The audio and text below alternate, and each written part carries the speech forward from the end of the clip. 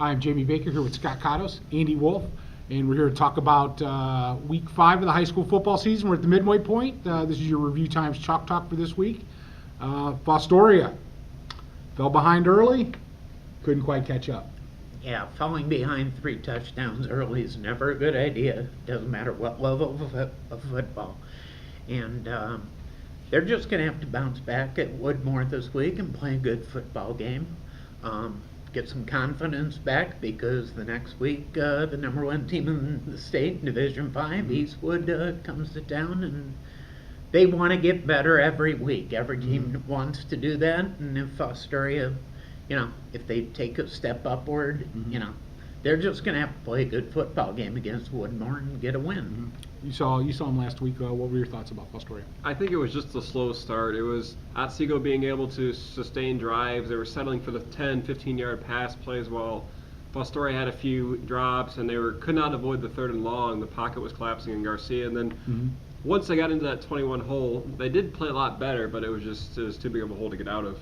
Well, it should be a winnable game this week. Woodmore's kind of struggled, and this has got to be one of the games that they probably looked at on the schedule that they could probably win. A couple other big BVC games, a couple of all-area matchups. You got Van Buren and Hopewell Loud, and that should be an interesting ball game. And then the big one. The big one. Van Loo at Arcadia. Andy will be out there for that one. Yeah.